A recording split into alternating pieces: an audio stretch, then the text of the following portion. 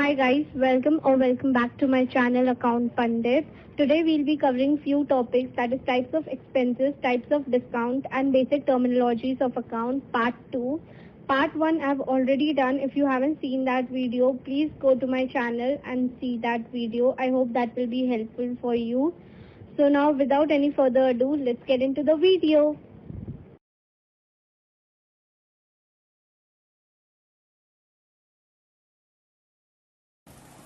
First type of expenses capital expense. अब एक business कब एक कैपिटल एक्सपेंस इनकर करता है जब हम कुछ नया असेट अक्वायर करते हैं या किसी ऑलरेडी जो हमारे पास एक फिक्स असेट है उसकी वैल्यू हम इंक्रीज करते हैं।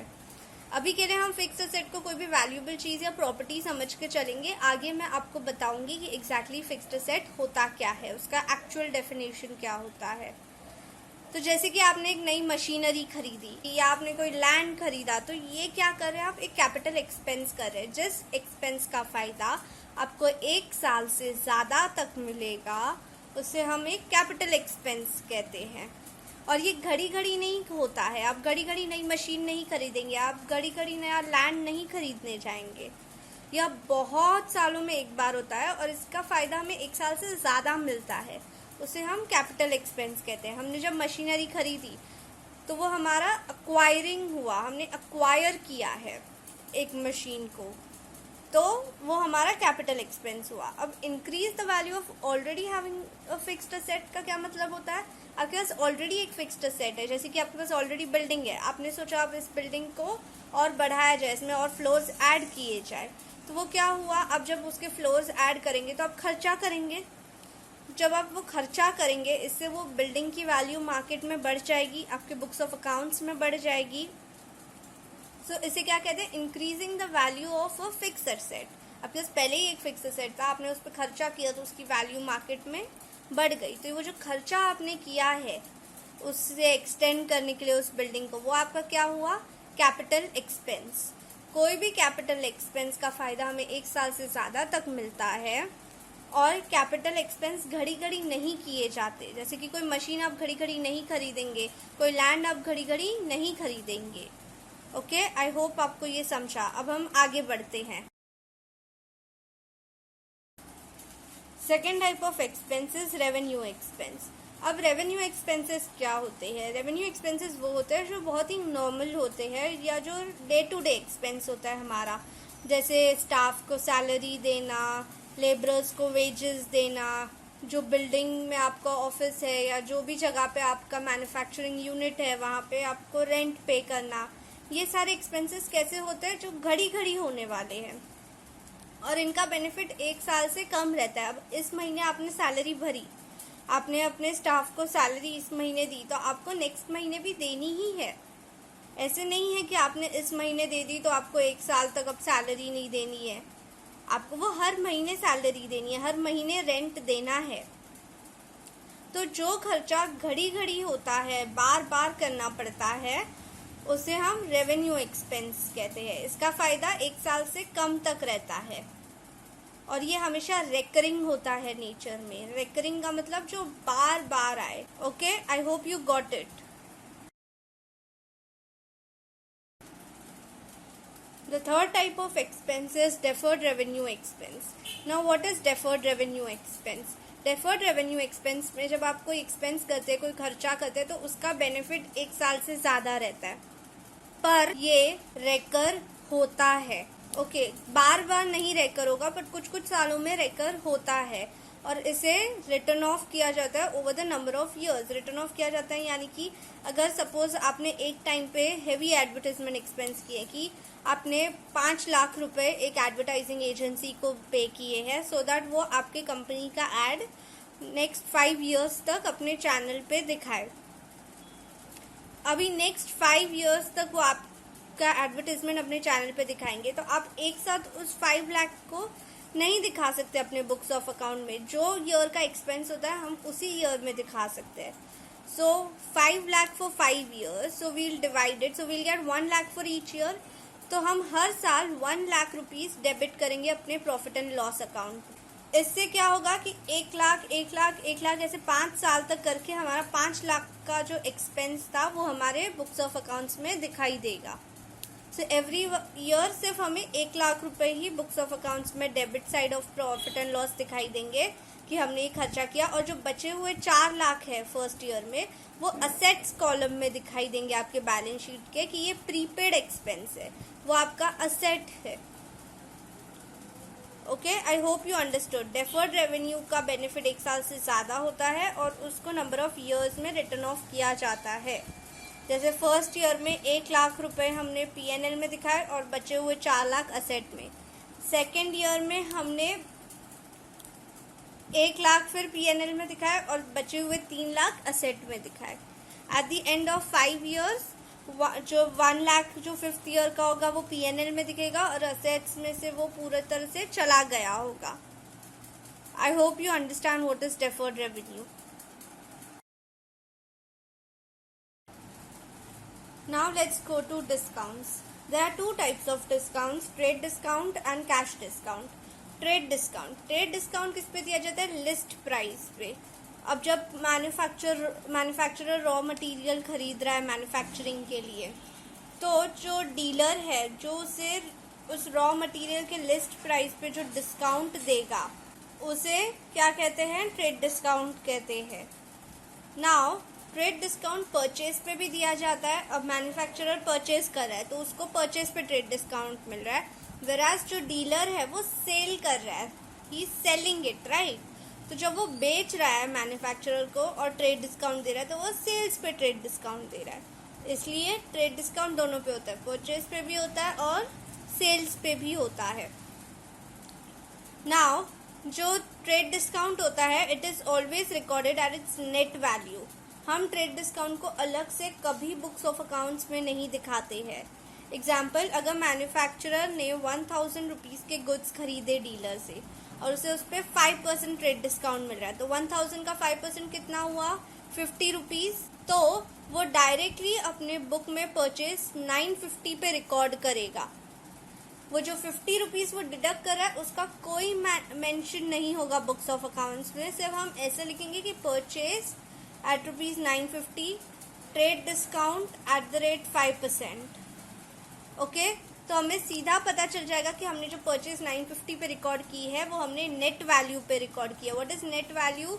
सो actual price, that is the list price minus discount will give you the net value. Okay, I will put this formula in front of you once again on the screen, but right now just remember कि हम कोई भी purchase या cell को अगर trade discount मिला होगा तो हम उसको किस पे रिकॉर्ड करते हैं? नेट वैल्यू पे रिकॉर्ड करते हैं। सो नाउ मैंने जैसे आपको बोला कि मैं आपको एक बार फॉर्मूला दिखा देती हूँ, तो मैंने साथ में एक बार आपको सॉल्व करके भी पूरा दिखा दिया है कि कैसे हम नेट वैल्यू पे पहुँच सकते हैं। So formula for net value is equal to list price minus discount. ये उसका फॉर्मूला है कि कभी भी नेट वैल्यू ढूंढनी है तो आपको लिस्ट प्राइस में से डिस्काउंट माइनस करना है। तो मैन्युफैक्चरर ने कितने का सामान खरीदा था डीलर से? 1000 का। तो 1000 लिस्ट प्राइस हुई, कितना % डिस्काउंट मिला उसे? 5% डिस्काउंट मिला। कितना ट्रेड डिस्काउंट मिला? 5%। So minus 5% of 1000। So 1000 minus 5/100। Upon 100 क्यों किया हमने? आपको पता होगा, मैं एक बार फिर भी बता देती हूँ। अगर कभी भी परसेंटेज की साइन होती है तो अपॉन में 100 आता है, that's the mathematical rule. So 5/100 into 1000। Zeros को हमने कैंसिल किया, जितने डिनोमिनेटर में 0 है उतने ही न्यूमरेटर में कैंसिल हो सकते हैं, वो भी अगर बीच में मल्टीप्लिकेशन साइन हो तो ही। ठीक है, तो जितने डिनोमिनेटर में होते हैं उतने ही न्यूमरेटर में कैंसिल होंगे, ज़्यादा नहीं हो सकते। इसलिए नीचे 2 थे, डिनोमिनेटर में 2 0 थे, तो ऊपर भी हमने 2 कैंसिल कर दिए। So now 5 into 10 gives us 50. So 1000 minus 50 will give us the net value which is rupees 950. Okay? आपके रेफरेंस के लिए मैंने नीचे एक ट्रांजैक्शन लिख दिया है पूरा, ताकि आपको कंफ्यूजन नहीं हो एंड बेटर रहे। अब कैश डिस्काउंट कब होता है? जब फाइनल अमाउंट से कैश डिस्काउंट कभी भी डिडक्ट होता है। मतलब अगर मैन्युफैक्चरर ने सामान खरीदा डीलर से अब डीलर कह रहा है कि ठीक है, ट्रेड डिस्काउंट डिडक्ट करके आपको मुझे 950 रुपये पेमेंट करने हैं। अगर आप मुझे वो 950 रुपये अभी का अभी दे दोगे तो मैं आपको 100 रुपये का और कैश डिस्काउंट दूंगा। तो मैन्युफैक्चरर मान जाता है कि चलो इसमें मैं अगर अपना पेमेंट दे दूंगा तो मुझे फ़ायदा है, मेरे को 950 की जगह 850 भरना पड़ेगा, तो वो तुरंत पेमेंट कर देता है। अभी ये जो 100 रुपीज़ थे, जो कैश डिस्काउंट उसे 100 रुपीज़ का मिला, this is a loss to the seller. Who is the seller over here? The dealer, mister XYZ, जो भी आप उसे नाम दे, उसका क्या हुआ? लॉस हुआ है। और गेन किसको हुआ? बायर को, कि चलो अभी मैं पेमेंट कर देता हूँ तो मेरा तो 100 रुपये का फायदा होगा, बाद में पेमेंट करूंगा तो वो 100 रुपये भरने पड़ेंगे। तो ये क्या हो गया? बायर का गेन हो गया और सेलर का लॉस हो गया। ये कभी डिडक्ट किया जाता है? ट्रेड डिस्काउंट डिडक्ट करने के बाद। मैंने आपको लास्ट एग्जाम्पल में बताया था कि 1000 रुपीज़ का सामान मैन्युफैक्चरर खरीदता है, उसे 5% ट्रेड डिस्काउंट मिलता है, जिसका नेट वैल्यू 950 पे आता है। अब 950 में से हम 100 रुपीज़ डिडक्ट करेंगे, 1000 में से नहीं करेंगे, नेट वैल्यू में से, यानी कि जो एक्चुअल वैल्यू होती है उसमें से ट्रेड डिस्काउंट डिडक्ट करने के बाद ही हम कैश डिस्काउंट को डिडक्ट करते हैं। मतलब 1000 में से जो 5% था वो आपने डिडक्ट किया तो आपको नेट वैल्यू 950 मिली, TD डिडक्ट करने के बाद आपको 950 वैल्यू मिला, उसमें से आप ये 100 रुपये डिडक्ट करेंगे। और ये जो कैश डिस्काउंट दिया जाता है, ये बुक्स ऑफ अकाउंट्स में इसकी एंट्री आती है और ये आपके प्रॉफिट एंड लॉस अकाउंट यानी कि आपके P&L अकाउंट के डेबिट साइड पर दिखाई देता है as discount given. I hope this is clear. Okay,